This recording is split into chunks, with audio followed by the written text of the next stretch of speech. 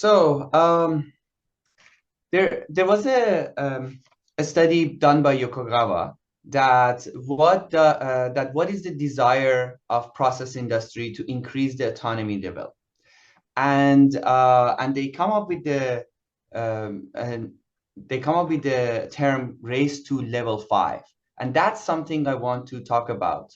What does that mean, level 5 autonomy?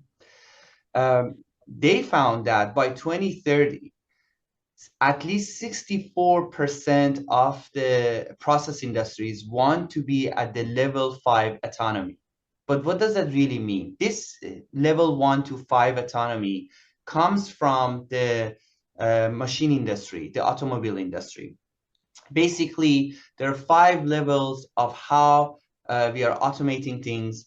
And think about it as level 5 is going to be autonomous driving, and level 3 or 4 are assisted driving, and how much we are doing how much assisted we are for our driving. And level 1 and 2 is actually you're driving usually your car with not that much assistance. Now, if we bring this to the process industries, that means and look at 5 level of autonomy in the process industries, then level 1 would be what we have every day. You see it in all the mineral processing sites, that there are control systems, but the operators are operating the plant using the control system, but really manually.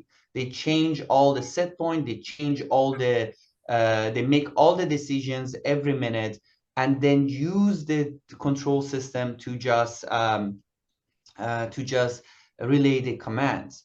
And a lot of time there's this misconception that that when a company invests in the base level automation, they basically did the job perfect. We bought a control system, we bought a distributed control system, DCS or PLC, and we're good to go. However, what they just did is that just gave a tool to the operators that is using is still very much manually. There's not that much automation and automated decision making there.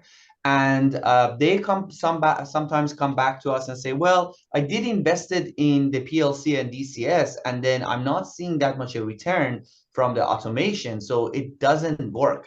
And we said, well, you still the driver is on the seat, so there's not that much autonomy there. So perfect investment that actually buying a car, it gives you where you want to go faster, but you still have the operators who are making any decisions. So now if your operators takes you from a very winding road, and a road that is not from the highway, then you're still going to get there much in a delayed time.